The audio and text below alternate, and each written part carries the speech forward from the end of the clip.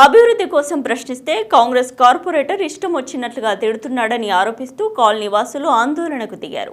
Boduppal municipal corporation పరిధి చెంగిచెర్లలోని Kranti colony road number 4లో రోడ్లు, డ్రైనేజీలు అస్తవ్యస్తంగా ఉన్నాయి. దీనిపై స్థానిక కార్పొరేటర్ బింగి జంగయ్యను అడిగితే నోటికొచ్చినట్లు బూతులు తిడుతున్నారని స్థానికులు ఆరోపిస్తున్నారు. ప్రతి ఇంటికి కొంత అమౌంట్ వేసుకుని డ్రైనేజీ నిర్మించుకున్నామని అన్నారు. అయితే ప్రస్తుతం రోడ్లు అధ్వానంగా ఉన్నాయన్నారు. స్కూల్ బస్సులు బురదలో దిగబడిన పరిస్థితులు చోటు చేసుకున్నాయని అన్నారు. ఎన్నిసార్లు ఫిర్యాదు చేసినా ఏ ఒక్కరూ పట్టించుకోలేదన్నారు.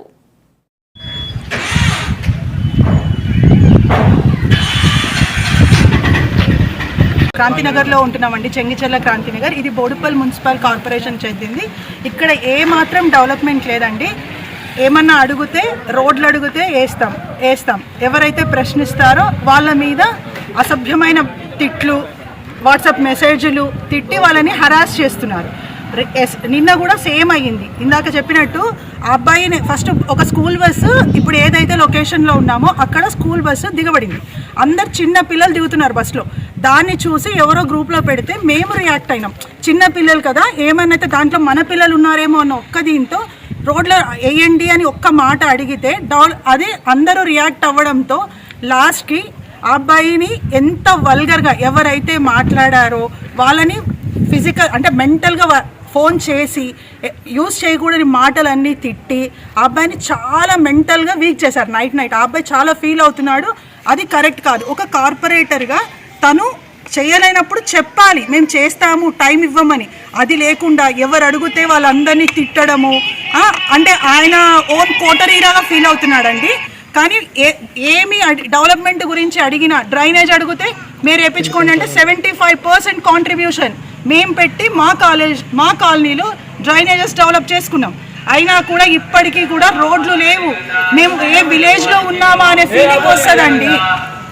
గడిచిన 5 సంవత్సరాల లోపల కార్పొరేటర్గా గెలిచిన 5 సంవత్సరాల లోపల ఇంతవరకు కూడా ఏ కాలనీ రోడ్డు కూడా డెవలప్ కాలేదు. ఒక్క రోడ్ అయిందండి, ఒకటే రోడ్ అయింది. ఎందుకంటే కార్పొరేటరు ఫార్చునర్ కారు ఉంది కదా, ఆ కారు ఖరాబ్ అవుతుందని చెప్పి ఇంటికి ఒక రోడ్ వేయించుకున్నాయి.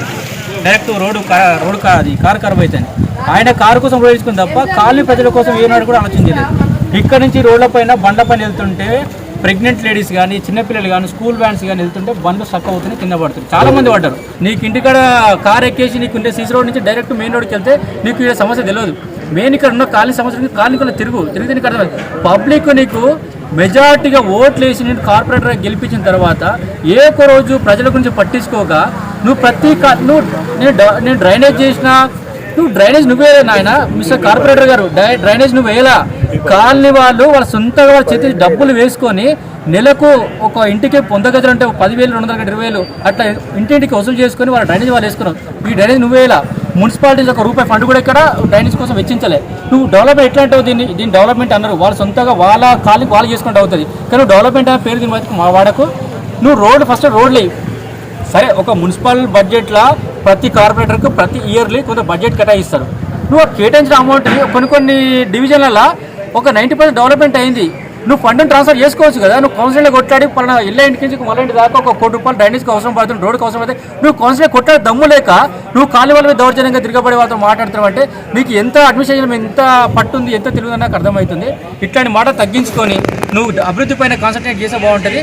వచ్చే 6 నెలల లోపల ఈ కాలనీ డెవలప్మెంట్ చేయకపోతే ఖచ్చితంగా ఈ కాలనీ ప్రజలు నీకు చెప్పుతో కొట్టేటువంటి బుద్ధి చెప్తారు.